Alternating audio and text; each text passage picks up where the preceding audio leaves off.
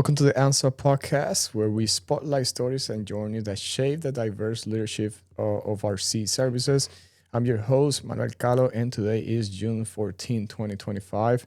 On this episode, we're diving into a story of perseverance, compassion, and leadership in action. Disclaimer, the views and expressed in this podcast are those of the speakers and do not necessarily reflect the official policy or position of the Department of Defense, Department of the Navy, or any other U.S. government agency. Today guest is Yocelin Hernandez-Rojero, a Navy occupational therapist whose journey from a small town in Mexico to becoming a recognized leader in the military healthcare is one of the resilience and service. We'll talk about her growth from enlisted sailor to commissioned officer, her leadership philosophy, and what it means to live with empathy and excellence, even while serving overseas and raising a family. Let's get started. At this time, I want to introduce Jocelyn. Welcome to the ANSO Podcast, Jocelyn. Hi. Thank you so much for having me. And I just gonna would like to. I've been hearing some of your podcasts before, and I love to hear everyone's story and their way to lead other ones because I'm always learning. You always learning, seeing what works, what doesn't work, and it kind of it depends on people's personality and everything. So I'm just glad to be one of Yeah. those speakers today here. Yeah, that's I know we had this overdue. Like we supposed to be meeting like a couple months ago, but some situations happened. But now we have you here. Mm-hmm. I'm glad again to Okay. have you here. I'm always welcoming like great leadership in our ranks. To Mm-hmm. impact those in our military, especially our sea services. So the answer is leadership for sea services, but also all inclusive for Army and Air Force, since I'm an Army captain, right? So let's get started, Jocelyn. So I have a couple questions. Let's talk about who's Jocelyn. Just let's go back to the beginning. So Mm-hmm. what is like to immigrating to Colorado at the age of 17, and how did that shape your desire to serve in the military? Yeah, that's. I think that has to do with a lot with me going in the military, because since I was in Mexico, I love the people's like even within the military in Mexico, I love their discipline. I love like they were sent to the best school. So my goal, honestly, when I was back in Mexico, is to go to the medical school back within the military in Mexico. I just love their discipline and everything. But things changed. They were not under my control, so we had to move back to the States. Once I moved to the States when I was 17, I had to do. I think I did a couple years, so 1 year of high school, and everything was like, oh my god. Honestly, I've always been okay with the school, so I was very proud of myself for that. But once Hmm. I came to the States, I was like, oh, I feel like I'm not at their level because I didn't speak the language, speak a little bit of English, but it's not the same. Like what they teach you in other countries is not the same once you move to the Hmm. States. So I feel like, it's really hard. Can I keep up with um, where I should be at my level? People, I think I only did like the last 2 years of high school. And I was like, I don't know if I'm going to be ready if I decide to go to like college or community Hmm. college, but I got into, and then also you feel like you don't belong, because you come from a different country. And then you just like, oh, everything is so different. Sometimes, like, I feel like a little bit like didn't belong. But I enjoyed the junior ROTC in my Hmm. high school. And everyone's so cool. They come and take you in, even if I didn't speak the language completely. They help you through. We did. I was super involved. We did drills. We won the drills. I went to South High School in Denver, Colorado, Hmm. and then I was like, "Oh my god, this is what I've been craving for." And then, and so I lived that for my last years of high school, and then I loved it. And then it was time to kind of graduate. But I did have like a small scholarship to go to community college. I was like, oh, let me try community college first. I went there. I got kind of my associate's degree in nursing. And then when I was working there in nursing and everything, I was working like um, long term nursing homes, and I was like, I want to do something more exciting. I went back to like being in the military. Okay. So I decided, I was like, I'm gonna go, because you're kind of scared, like you want to do it, but like, oh my god, it's a little bit the unknown, because you see what you see on the TV, you see like, is it really for me? So I Okay. took the So step. I went, yeah, so the ads contribute. So you're saying like you saw the ads in the TV, and then back in the high school, the JROTC help you to actually start like getting into the military. That's basically what you're trying to communicate, right? Back then. so I was like, I've been always kind of be in the military, and I didn't want to do more with the skills that I have. So let Mhm. me go to the military, and I went to the recruiting office, Mhm. and then I started with the Marines. The Marines were the ones Okay. who like helped me out a little bit, and then when it was time to pick up my job, they were Mhm. like, I want to be like, but I want to be in the medical field because I'm a nurse. Even if I Okay. was nurse, I only have my associate's degree, so I couldn't go as an officer because you need your bachelor's degree. Okay. So, but I really say I already have my nursing degree. I really want to go in the medical field. And then they were like, oh, but we don't have that job for you. And they took me to the Navy. Like the Marines were the ones Um, who took me to the Navy. And then they were like, oh, you're in good hands here. They're going to help you out, blah, blah. And that's where all started. So I went in the Navy. I went as a corpsman, okay. and then the rest is history. So how was like you coming like to the Marines, and so you were super excited. You were not scared to actually join the military. So you know how people are like a little bit skeptical or scared to join the army or the military. So you were not Yes. like that. You were more like, I want to do this all the time. Yeah, I was like, I want to do it. I knew I was in a good shape, so that's why I was not afraid to go into the Marines. I was in a very shape back then, and then and also because my junior ROTC in the high school, there were Marines. Like different branch, takes ownership of the Of the program. JROTC, of the programs in the high schools.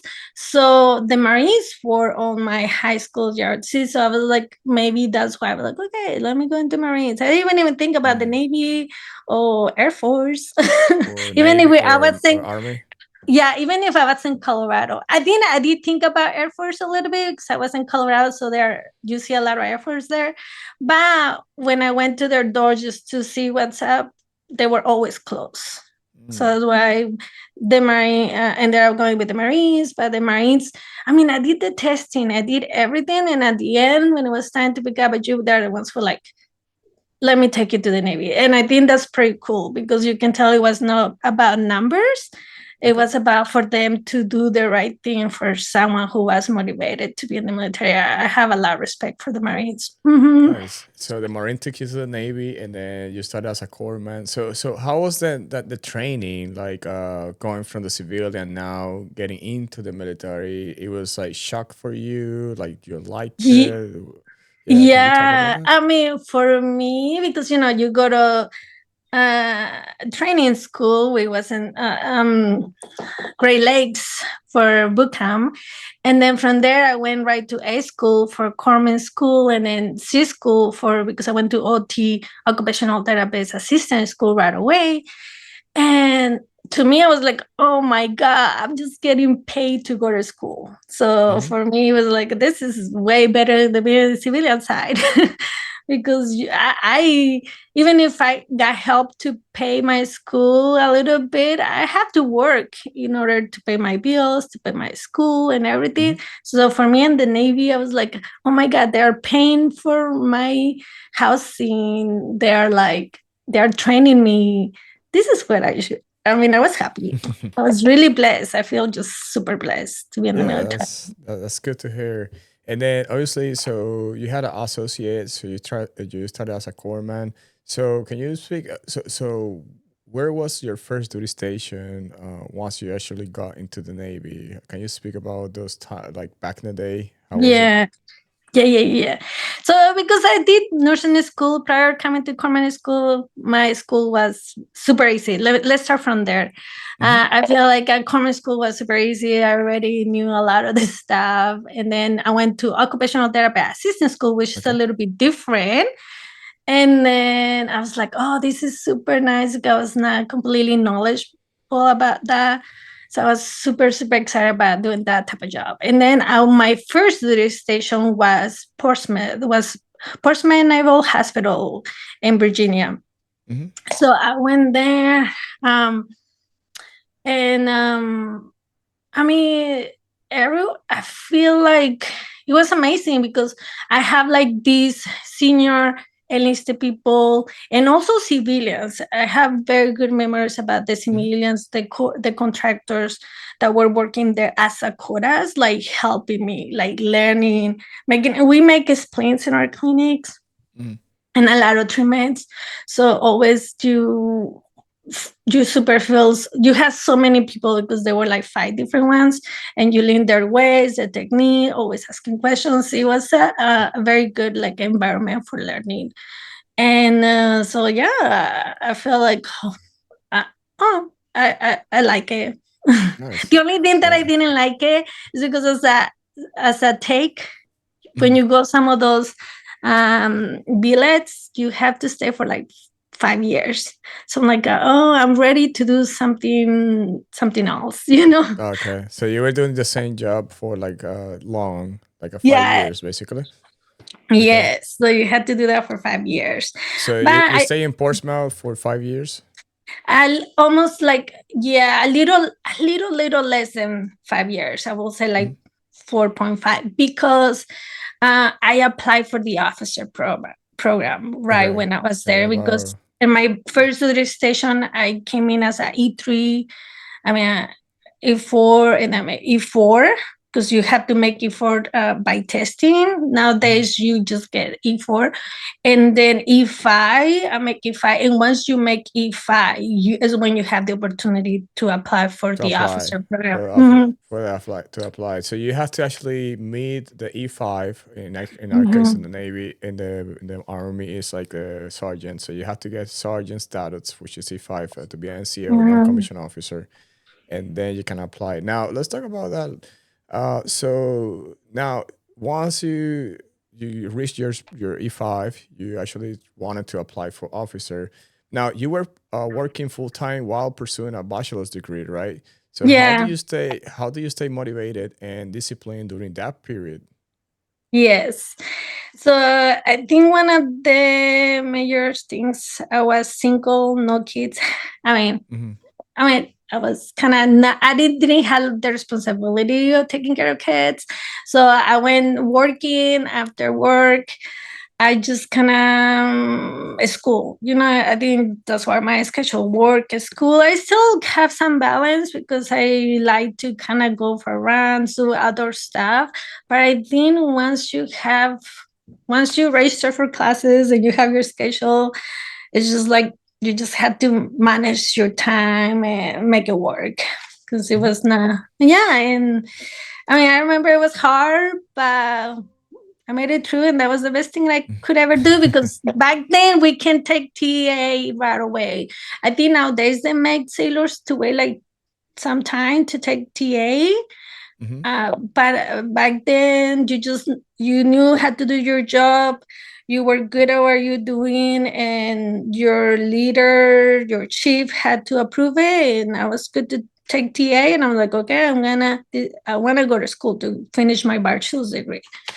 And that's why I feel like being in the military has been a bless for me. Like they just pay me for go to school, For going to school, right? for getting Yeah, educated and go to very good. school, and you have a lot of good leaders around you. Nice.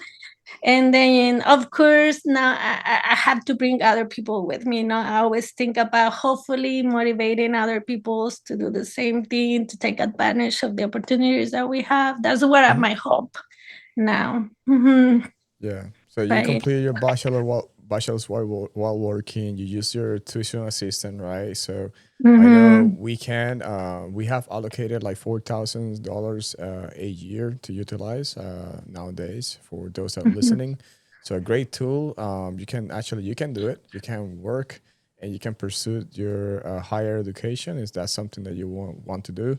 Like Jocelyn, she wanted to actually apply to be officer, and for that, she actually needed to get a bachelor's, right? So that's what Yeah. she is trying to do. Some of the requires is getting a bachelor's, um, taking like the GRE, which is Mhm. the worst test I could ever take. It's like my I mean, nightmare. sometimes It was always the nowadays, GRE. yeah, nowadays the GREs are being waived. So like GREs Yeah. nowadays for those listening, but I know GREs it can be a pain, can be a nightmare, right? So a lot of I study that comes. Yeah, and then also, I mean, English is my second language, so I feel like Hmm. it's a little bit harder on people who English is not their first language because it's just Yeah. a different level. And then you have, even for people who are native speakers, it's a little bit hard too. And then have to write essays. The essay part was like, oh my Yes, god. of course. Okay. Now, as you then you put your packet for being an officer, and then you got selected, right? So then you became Yeah. a officer in the Navy. Now, now you transition from being enlisted to officer, and as you making that transition, I'll ask you this question. So, Mhm. what did you take from those enlisted years that still influences to your leadership style today? So, if you can talk about that. Yeah. So definitely, I feel like I was enlisted. I was following the orders of my officers. So I tried to put myself always now as an officer to be on the steps like from the enlisted side. I tried to understand them. I tried to I was there, so I understand. I understand what they're trying to say. I also feel like it's very important. Everything the junior sailors, people who even if they're junior or if three, fours, sometimes they do have a degrees and they're pretty smart. Not, I don't try to see people by their rank, but by what they can bring to the table, Mm-hmm. but the skills, the knowledge. I want your ideas. I want you, if you bring me with a problem, I want you to tell me what's the solution. I Mm-hmm. want you to ask questions so you can always, I want them be part of my team. Like I want you to take the lead with me. It's not just, yeah, I think that's what it kind of helped me, not to see people by their rank, but Mm-hmm. their skills, what they can bring to our table. Mm-hmm. Yeah, that's very important, and obviously because you were in those shoes before, like E3, E4, E5, and you know how it is to like being overworked. We Mm-hmm. you know how has he's been like understaffed some of the times, I believe, right? Especially in the medical, like realm, that you're like, hey, maybe we need to continue attending our patients because that's our priority, but we're understaffed for any reason. So now, you as a leader, you can manage better your organization and your enlisted because you were in those shoes before. Mm-hmm. Yeah, Yeah. I know if I'm gonna ask something to my sailor to kind of make sure I know how to do it, what Hmm. to do before I ask them, because sometimes some officers they're a little bit like they ask too much. I'm like, Yeah. calm down, let's divide it, let's see. Sometimes just because someone is E5, 6, that doesn't mean that they have to do it. There's some E3s that are super smart and Hmm. they can take the lead on that. Like, do not overwork some Hmm. of the sailors. Yeah. So Yeah. yeah, I'm very yeah. Now, let's talk about the medical service corps, specifically, and the medical service corps. We know is a highly selective path. And what was Mhm. the process like for you? Can you speak a little bit about that? So you mean once I become an Become an officer on officer, the yes. transition? Yeah, Yeah. transition. Yeah, so now yeah, I'm an officer on the dark side. Now I honestly think everything was a little bit harder just because I remember when I was enlisted, you have your chief, right? You Mhm. LPO, your chief, and they were like, they you go there with questions, they guide you, they kind of take your hand and do it with you. Once you go on the officer side, I feel like, oh, you're you should be smart enough to figure it out yourself. Mhm. I feel like that mentor, I mean, there's mentors, of course, but you really need to kind of ask them, be proactive. No one is going to come to you and kind of hold your hand and guide you through. I think we just have to be more proactive. We have so many questions, read more instructions. We really need to know what's going on. Also, because there now is our time. Our sailors are gonna come to me for questions. I'm the one who had to guide you. Hold sometimes have to hold junior people to their hand and show them through the process. So now I have to do that. So I have to be more prepared. I had to figure out sometimes things to be able to help others, or just kind of be more proactive with my mentors too. Mm-hmm. Yeah, most definitely. And then obviously now you're gonna have as an officer you have like a bigger shoes to fill. You're gonna Mm-hmm. have you have people in charge, patients that you need to take care of as well. But Yeah, now more now responsibilities. more responsibility with rank, right? For Yeah, the and like money, and legal, like more like legal, more legal. legal, Yeah, yeah, more like. legal. And Mhm. especially in the medical court, right? So it's a lot of legal aspects that you need to like see and oversee as an officer. Yes, Yeah. like making sure our patient, making sure that yes, it's right. It is a lot of job, a lot of work. Now, after earning your master's from the University of Pittsburgh and completing your fieldwork at Bethesda, how did it feel stepping into leadership roles abroad? Meaning, like you went to Okinawa, right? So now, can you speak Mhm. about those roles now after Yes, doing all that? you're right. I finished my master's. I went to Walter Reed to just do my clinical Mm-hmm. rotation. So I was just seeing patients learning to be occupational therapist, right? So, and then I went to Sasebo. Sasebo was my first duty station as an officer, Mm-hmm. Sasebo, Japan. And there I did kind of something very completely because, the Navy is going to send you wherever they need you. Mm-hmm. So I went to work in EDIS. So it's more like working with pediatrics. And working with kids. So I had to learn that job again because it's not like the school really, really touches the basics, but I really had to learn it. And then also, I was there by like, I was attached to the clinic, but I was kind of working under Yokosuka Hospital. So it was a little bit different, but my department was very small. I have only two civilians and one enlisted. The enlisted was like a senior enlisted, so he knew what to do. He was running things. He was very helpful.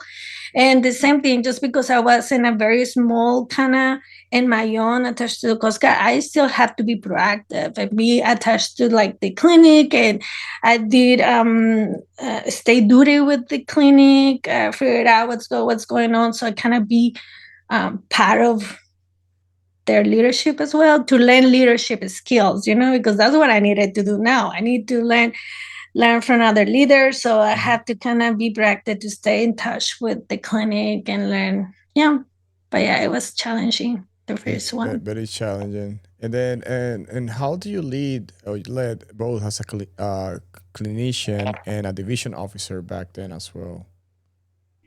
Yeah. And then because I was leading, even in my enlisted, my quota was like E6. He was it was his also he was new to be an occupational therapist assistant, so it's also you had to manage the clinic. We don't have administration, we had to call patients, we had to do everything, and also kind of teach him as well, to like take him with me to do my evaluations, my treatments. So a lot of education, and also always using your civilians as well, because one of my civilians was the senior one. She had a lot of experience, so I was trying to learn from her, and she taught us a lot to both the enlisted and myself. But just like a lot of teaching, learning, and the process, Hmm. and always reaching out those experts. Mm-hmm. No, and basically you have learned a lot of leadership lessons throughout that. Obviously, you work as well with children in special education, right? Yes. Mm-hmm. Can you speak any moments that you would like to like leadership lessons that you learn or anything specific when When you I were was working? working with special Yeah, education, yeah. so yes, so when I work with the special education, I'm not really attached to the Navy. I felt more like I was like a civilian working with the Mm, DoDIA schools. So the it's a idea, different yeah. type of, yeah, it's a different, yeah, with the DoDIA. So it was a Mm, different type of leadership. Like my hat has to kind of move. Like here, my job is to be like a really team player and be the expert at what we do, and when we need to kind of be very involved in different cases. So definitely it was not the typical going to department head, devo, everything typical at the hospital. It was like completely different, because now sometimes I had to go to the principal because I'm working with the schools, or mm-hmm. I had to go to the special education teachers. It's just like it's just working in team and really really try to be a team player, not just because I'm not part of the duty. I do my own thing, you really had to work in team. Mm-hmm. Hmm. No, most definitely. You're working as a team with the civilians, and also, like you said, like it's more like not so into the military. It's more like working Hmm. with those in needs, right, and getting in their shoes and with their parents as well. And what Yeah, they, yeah. because like the idea, obviously, for those that are listening, there are specialized schools abroad, right? So the military has specialized schools for our military kids, and then this, you can correct me if I'm wrong. I don't have kids yet, but I know my nephews, they were Hmm. enrolled in the DODIA in Germany, and Hmm. each station they have like a DODIA program that the military families can actually get their kids educated. Is that right? Yeah, yeah, yeah, yeah. And that's like, when your kids are FM, like when you hear FM, FMP program, especially when your FFP. kid, Yeah. FMP, yeah, especially when your kids need some type of extra help. So, assistance. So, definitely that was us. Like, we were assistant families when they're like 0 to 3. It was more about us. I mean, as a occupational therapist, because also there's a speech therapist, a special educator. They go to their homes and educate families, Hmm. help, especially if they notice any development delays on the kids. We definitely, our job is to give you the tools that you need to kind of help develop those skills, and also like do any assessments if the kids need to, because research is saying that the earlier we kind of found the delays and address them, the better outcome for the kids. So we were just trying to be a resource. We were trying to be A a resource resource. for the families. Yeah. And then in the schools, once they turned 3, that's when we were helping at the schools. From 3, we went to the elementary schools, middle schools, high schools to help with the IEPs. They have what they call IEPs, like I forget what it stands for, but it kind of, if they need extra assistance or they need occupational therapy, we went into the school and provide those services. Because in overseas, there's no outpatient occupational therapy, there's no outpatient speech Hmm. therapist. So you really, what you get from the schools is the most that you can get. Sometimes you help patients if for some reason there's um some kind of clinic working with TRICARE. I think in Japan there's one, but they were like overworked. Mm. It's really hard to gain that type of access Wow. when you go overseas. Yeah. Yeah, Mm-hmm. like let's transition a little bit from military now for to family. I know that at the beginning you mentioned that you were single when you were pursuing your bachelor's. Now, as a military spouse, a mother of two, and they were born in Japan. How do you find a balance and maintain your leadership presence? Yeah, so by the time I was leaving Portsmouth, I got married. So that's when I went to University of Pittsburgh. My husband was there, but we didn't have kids. So which is amazing when you marry your best friend and they are super supporters. And then once we moved to Japan, that's when we start having kids. Mhm. So it's when to me, that's when it's like, oh, life balance is even a lot more important because you wanna provide to your kids quality time with them. Sometimes I was used to be, sometimes I work very late, 6 a.m. because I work a little bit on the stuff that I needed to work on myself. I also stay in the clinic because that was, um, but now, like, no, I can stay here longer than 5 p.m. I need to go because I need to take care of my kids. I need to feed them. I need to play with them, put them to bed. So sometimes, like at that time, it's a little more challenge to manage because it's not just about you and your hobbies. Now you had to share it more Mhm. with your kids, and that's when I find it's a little more challenging from my Yeah, experience. most definitely is life changes, right? With kids. Mm-hmm. Now, like the lifestyle, the way we work, the hours. Now, you have to, yeah. There's something in the army that not the army, but the military. There's no such a thing a balance. Like we will never have Mm-hmm. like straight balance. But what I learned as a leader, it is like when you are with the family, you have to provide 100% care of the family, Yeah, because like sometimes like it's like we're trying to find that balance between family and the work, and most of the time one or the other is gonna take more of the weight. Depends yeah, on. I don't have any kids, but I will find out when I have kids.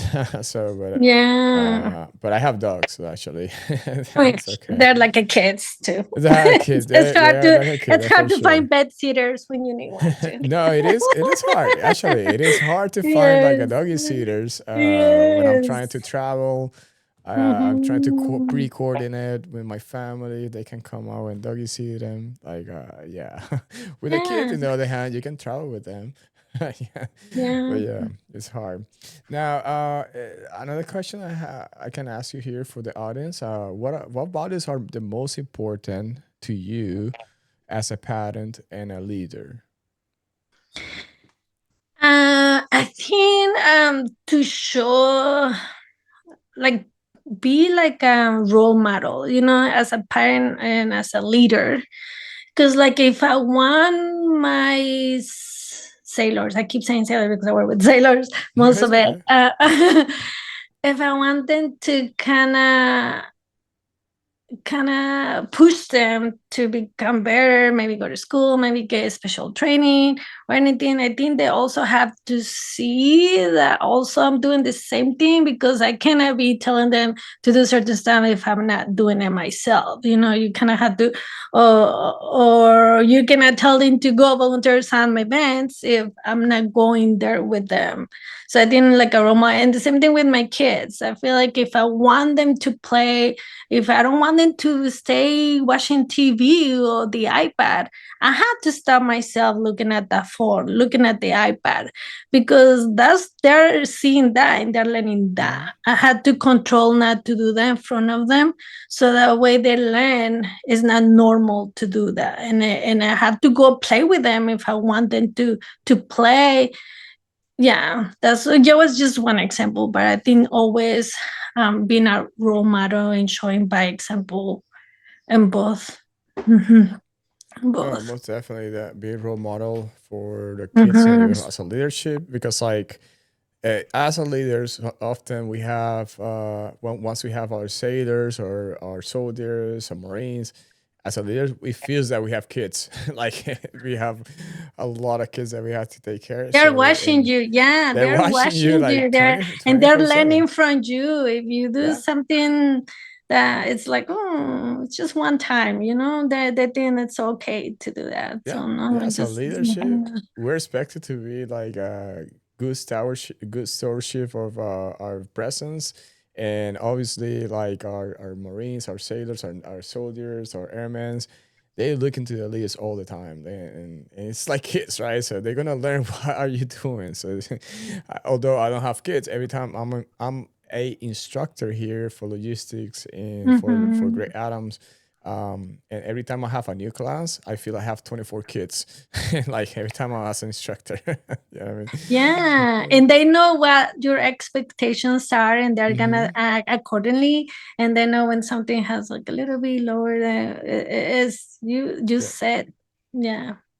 Yep, Mm-hmm. that's a role model all the time. So we are Mm-hmm. at towards the end of the podcast. Jocelyn, I have a few more questions, and then we're gonna conclude for today. I appreciate it again for you to being here in the ANSO podcast. I appreciate for the audience, for everyone Yeah. that's like listening and tuning in right now. Do not forget to like, subscribe, and follow us on all the ANSO social media. As we closing out this segment in this podcast, let's talk about like wisdom for the next generation. So, what advice would you give to someone who is newly enlisted or anyone that's seeking to become a leader in the service? Mm-hmm. So, first of all, thank you for having me. It was really, really nice to share my experience. And my advice to those new people is to reach out, ask questions. We don't know, we don't have all the and we don't have all the answers. Even some of your leaders may not have the answers, but ask questions. If you don't understand something, how do I do it? How do I take TA? How do I apply for that program? The more you learn, the more you're going to be able to take advantage of all the benefits that the military have, because it has a lot of benefits. Ask questions as how do you do that? Different people is different stories. So uh, sit down with them. They don't have to go there. Maybe sit down with you. Sometimes when you see a door open, say, "Hey, can we just have a conversation or something?" It's okay. And then I say, "How do you do it? How do I do this?" Ask questions. I will say, ask questions. Investigate. It's okay. You ask to Google, but there's nothing more than learning from someone's life experience. And you just take what's appropriate to you. You don't have to do it every single step by step. You just take whatever is appropriate for you, and then you take the most important from every single people around you. Mm-hmm. Yeah, that's basically what we do in this type of podcast series of podcasts, so people can actually watch and gather other people's experiences and apply. Often, what we lack on our service is that we lack of mentorship or seeking for mentorship. What I say, because we don't know what we don't know, and if we can actually ask those specific questions, like you said, just something about the tuition assistance and how to apply for that and how to apply for scholarships, or how do I put a packet to become an officer if that's something I'm Mm-hmm. looking for. You need to actually ask the specific questions, and that's what we're here for. So if you have any questions as we're in the topic, make sure you put in the comments, and then we will get back to you more than happily, and we do a set. Now to close out, Jocelyn. So last question: what does leadership mean to you today, compared to when you started? Okay. So to me now, where I am means I'm working on taking care of the people that I'm Mm-hmm. working for. To me, leadership is now more like I need to get that seller motivator. I need to find out what's going on, why maybe it's not as productive. I need to be more proactive, maybe helping my people, even civilians, or maybe my sellers. Sometimes takes more time. Sometimes you don't feel that comfortable because you don't want to be on their personal business or space, but I'm working through that. Like I really wanna help them. I want, if I can and I have the capacity to do that, I wanna do what I can do to help you to get wherever you wanna get. Yeah, thank you, Jocelyn. Any Mhm. closing comments before we actually close this podcast? I just wanna say everyone Honestly, I know education is not for everyone, but education opens a lot of doors. It helps your evals, it helps to get better jobs within the military. So take advantage of the education opportunities. One class at a time is not bad. You don't have to take two or three. Once you're signed up, sometimes it's just do the first step, do one step, and that will take you to finish the whole thing. Sometimes people gets very overwhelming just starting the process, but do it. You have the capacity. Everyone is smart. Everyone is so smart. We just need to apply ourselves and provide a little bit of time to do that. But we are smart. We can do it. And then feel free, anyone who wants to find out more or wanna get a mentor, just ask more questions.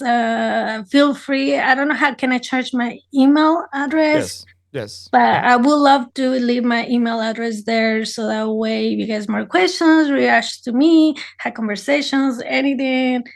I'm here. I wanna. I'm here to help you out. Or Yeah, maybe I can so work for you too. Yeah. yeah, so that's why we're doing this for those who are listening. Right now, ANSO is all about mentorship. So that's why we bring leaders on the podcast so you can actually reach back to us and then we can connect one each other. So you can actually subscribe to our channels in ANSO, join the ANSO community as well. You can go to the website, ansomail.org, and then you can find more and then we can connect to leadership if you're looking for something specific, whether it's going to be in any of the military branches. That's what we're here for. Well, Jocelyn, thank you. I appreciate it for being here Yeah. Thank tonight. you for having And me. and then I'm gonna do my close out here. So Okay. Jocelyn, your story is not only inspiring, it's a blueprint of grit, grace, and giving back. You remind Mhm. us that leadership isn't about rank, it is about rising up, lifting others, and staying grounded in purpose. Thank you for sharing your voice Mhm. and your mission with us. To our listeners, if you're moved by this episode, please subscribe, share, and leave us a review here in the comments. You will never know who might need this message. And remember, no matter where you started, leadership is always within a reach. Until next time, this is Manuel Calo. Keep leading with purpose and serving with heart. Until the next episode, let's go. Mhm.